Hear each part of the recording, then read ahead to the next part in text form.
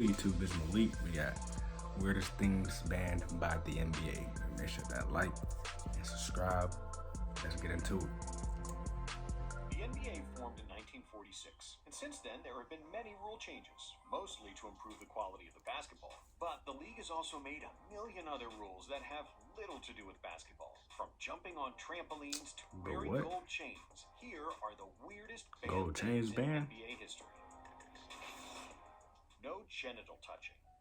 When Marshawn Lynch started grabbing his crotch as his touchdown celebrations, he quickly got fined by the NFL, which he called the No Fun League. They didn't want me to grab my ding-ding sauce, Beast Mode later explained on Conan O'Brien's talk show. Grabbing the ding-ding sauce in the NBA happened as well, and it was mostly done by Sam Cassell, who frequently touched his family jewels in celebration after big plays. Cassell called it the Big Balls Dance, and soon enough the league prohibited any kind of grabbing or pointing to the cojones area, either your own or I see why they were banning that. Banned brand logos and a long list of banned accessories.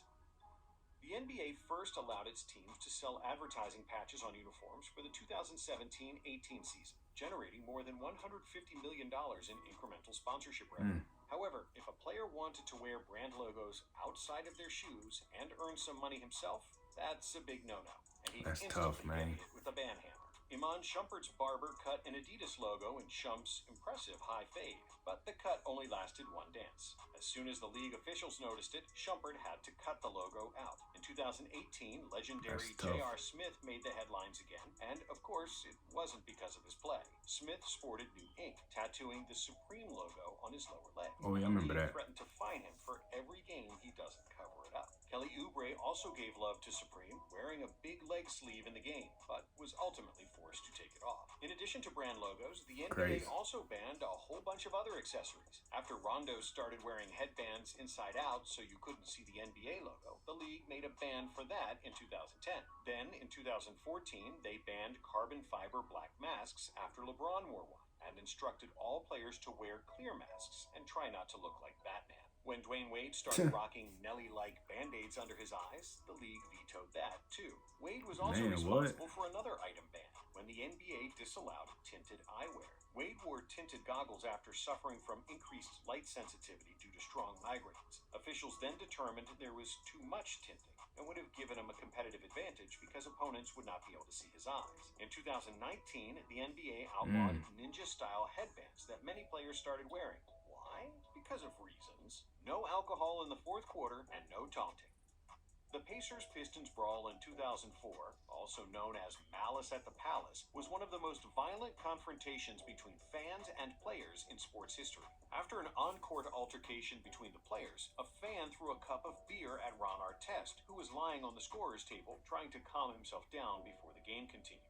But because the fan had a precise aim, the cup hit Artest and all-out mayhem ensued. Artest rushed the stands like a raging bull, trying to erase the cup-throwing fan from the face of the earth. Stephen Jackson and Jermaine O'Neal joined Artest, and for the next few minutes, the Pacers' Three Musketeers were fighting with multiple people in the crowd, while the other fans kept throwing various objects at them. The world was appalled at the savage scenes from Detroit, including the corporate sponsors, and when sponsors get mad, then David Stern gets furious. The longest tenured commissioner in NBA history took drastic measures to ensure a brawl like that never happens again. The new guidelines instituted in 2005 prevented alcohol sales after the fourth quarter begins. They also restricted the size of drinks, and fans were only able to buy 2 drinks at a time. The number of security guards in the arenas has been increased so that fans would not even consider getting involved in resolving disputes between players. As far as the players are concerned, various regulations have been introduced over the years, so their emotions don't run so high.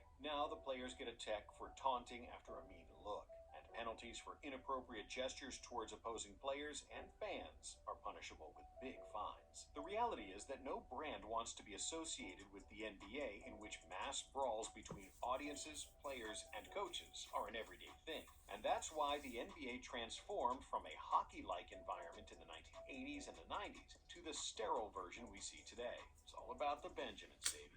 No double zeros with Agent Zero.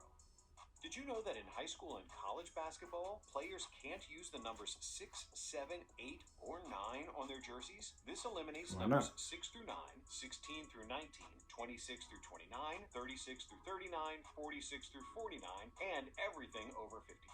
If you're wondering why they have such a weird rule, it's because the refs are using hand signals to communicate which player earned a personal or technical foul. And because most refs have 5 fingers, a high school and college player can't wear number 69, for example, even though I'm sure many of them would want to. There are very few restrictions on what type of numbers players can wear in the NBA, but there is one exception. Team rosters can include number 0 or 00, but not both, because it increases error possibility with the scorekeeper or the referee. No hoverboards, trampolines, jet skis, and That no was chewing interesting. straws. Now he's the most infamous college golfer. In 2015, he was playing in the NBA Finals and made headlines for arriving at the game on a hoverboard. One would argue that J.R. Smith could have prepared for the game instead of charging the batteries for his newest gadget, but thankfully, J.R. has had his fair share of questionable decisions in the NBA Finals, so this one doesn't really seem all that important. However, after 2016, even if Smith wanted to repeat his stylish arrival to the arena, he couldn't do it anymore. The new collective bargaining agreement made significant changes when it comes to banned activities for NBA players. Hoverboards, jumping on trampolines, and riding jet skis are now prohibited, which increases the possibility of NBA banana boats in the summertime. Carrying firearms was also forbidden, to the ironic delight of Gilbert Arenas, and so was lighting fireworks, which was likely influenced by Jason Pierre-Paul from the NFL. But probably the weirdest activity that the NBA vetoed was chewing straws, and it was all because of one man, Caron Butler. Butler had an addiction to chewing straws from fast food restaurants, and he even bought straws in bulk to support his habit. But for the sake of his own health and not choking on a straw mid-game, the NBA Why would he bring it out on the court? You know what I'm saying? No Straw. gold chains. NBA players are rich, and some of them like to show that they are rich by wearing gold and diamond chains. The only Why problem can't they was wear that they try to flaunt their ice during games, which was considered dangerous, and the league didn't want to see anybody choke during an NBA game. They banned chains in 1980, but Michael Jordan did wear a gold chain during the All-Star Dunk Contest, which looked really spectacular, if we're being honest. In 2005, when the league instituted a new obligatory dress code, they also banned wearing chains before the games, to which some players heavily protested. Stephen Jackson at the forefront, who arrived at the game with every piece of jewelry that he owned to show his disagreement with the decision. Banned do-rags, Timbs, and football jerseys. What? As we mentioned, Do-rag, David Stern Timbs, and the NBA enacted a mandatory dress code Ain't for no all way, players in 2005, which was largely influenced by Malice at the Palace and Allen Iverson. Iverson was the trendsetter who wore cornrows and sleeves in the game and off the Yes, floor. sir. He rocked oversized t-shirts, hats, and throwback jerseys. Soon enough, the rest of the NBA followed, and you had half the league wearing clothes that would fit sumo wrestlers. Even when they wore suits, it still didn't look too good. I mean, just look at LeBron's 2003 draft class. The NBA didn't like that its players looked like Lil Wayne and wanted them to look more like Bruce Wayne, without the Batman suit, of course. So they banned sleeveless shirts, shorts, t-shirts, hats, do-rags, jerseys, and other sports apparel. Crazy, man. And any footwear with similar aesthetics were also victims of the commissioner's dress code policy. However, after Stern retired, the new commissioner loosened the dress code rules, which gave birth to a new era of weird outfits, some of which made Craig Sager's clothes look boring. Banned shoes.